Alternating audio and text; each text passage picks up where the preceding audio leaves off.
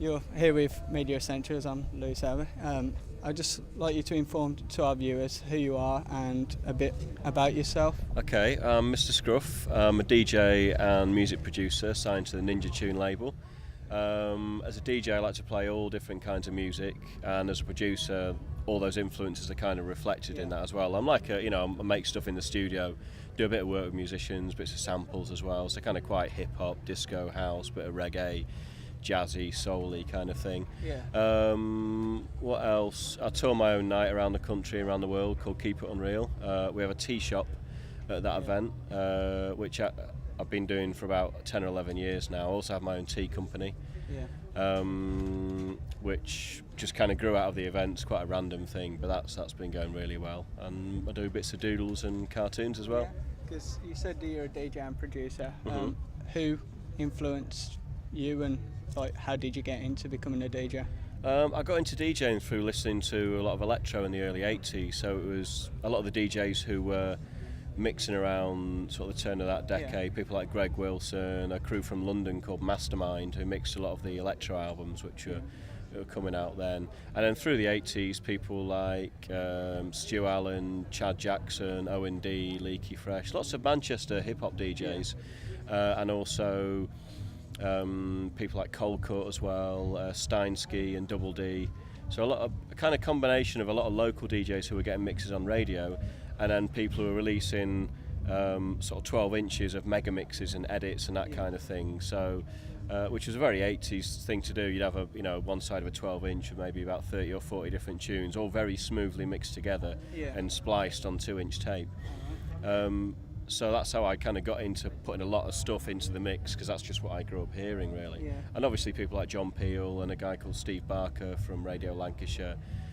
Just a lot of radio DJs, really, and then just buying the music that they play, and then giving it a go myself. Yeah, because you said that you're a cartoonist and you do doodles, which are on your site and on Make Us a Brew. Where did that inspiration come, and how come you stuck to doing it, basically? I've always drawn since I was a nipper, probably from about 5 or 6. I've always been drawing cartoons. Yeah. So when it came to illustrating my own music, it just seemed, all right, well, that's how I draw. I may as well, do my own record covers, and it just seemed to really suit the personality in the music, because it was kind of all over the place and quite kind of cheeky and irreverent. So I think the humour in the drawings helped capture the kind of exuberance and enthusiasm in the music, and also helps to pull in casual observers, because people are like, oh, I like that drawing, and then, oh, this music's all right as well. So they kind of, work together and complement each other really well. Because you said you made up Make Us a Brew. What was the reasoning behind this? Because not most musicians choose to make tea companies. I think it was a case of, well, I've had my residency now, Keep It Unreal, in Manchester for 12 years. And 11 years ago we moved into the Music Box, which is now a Tesco, but was a legendary music venue in Manchester, which has been open for about 40 years. And in the foyer there, I was playing in the main room, and I didn't want to have other music in the other room, because it wasn't that nice a place, really. It had a rubbish sound system in that part of the venue.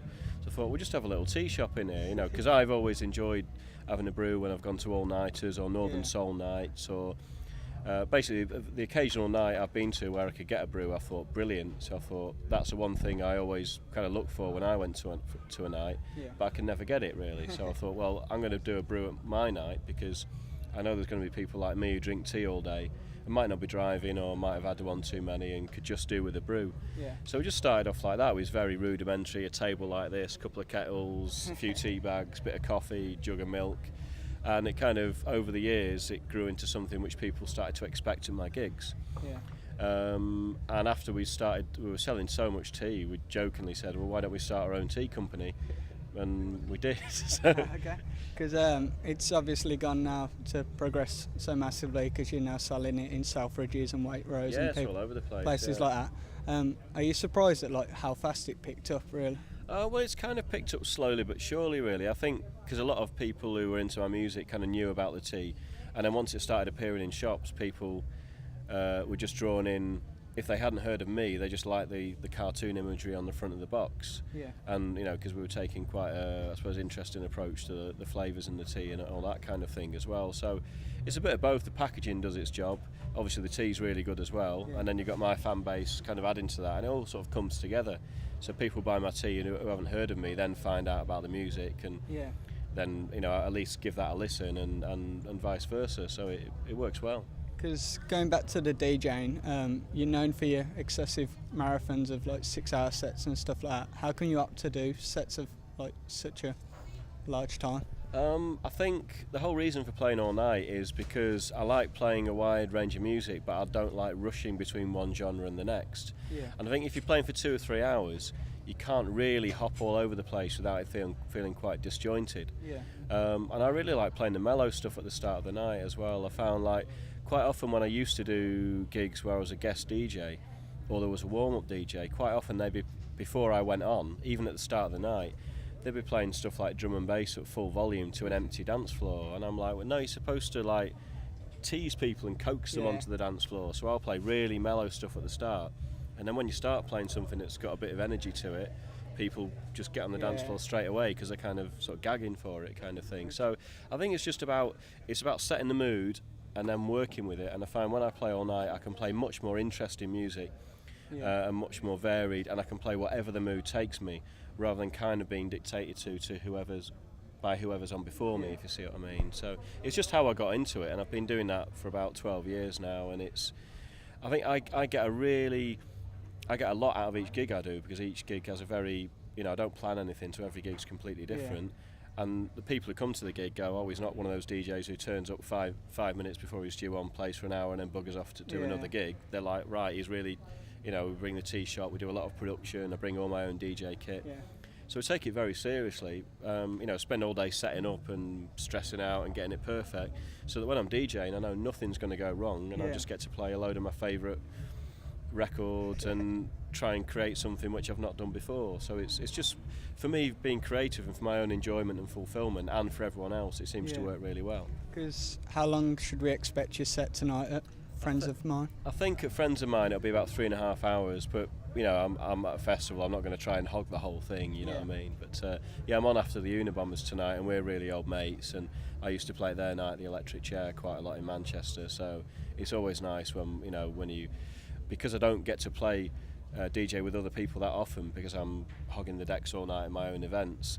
It's really nice when I play festivals and go, oh, it's actually, it's a bit of a novelty for me to play with other people. Because are there any other acts you're looking forward to seeing this weekend or tonight? I'm not sure. I mean, we're only here tonight because we're off to London tomorrow, and because it's quite an indie festival, I've not really heard of many of the names. I like Kirsty Almeida's on at 5, I believe. And I know her. I did a remix of one of her tunes last year, so it'd be good to see her new live thing. But the thing about festivals is you have a wander around and see stuff you've not seen before, and have a pint and have a bit of food, and hopefully wander around in the sun. So it's a really nice site. I've been here before, but not for a festival. So it's just nice to see what's been put on, see what's been arranged. Every festival's a bit different, and first one of the year for me as well. So it's nice, gets you in the mood for the summer. Yeah, that's the best thing for it. But that was all of our questions. Is there anything you'd like to add to the Media Essentials viewers at all?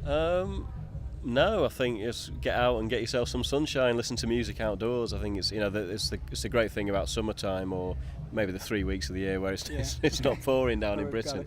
But it's about it's really nice when you can just take a weekend off and let yourself go and just check out some stuff you've not heard before, make some new friends, and have the time of your life, hopefully. So we intend to do that this weekend.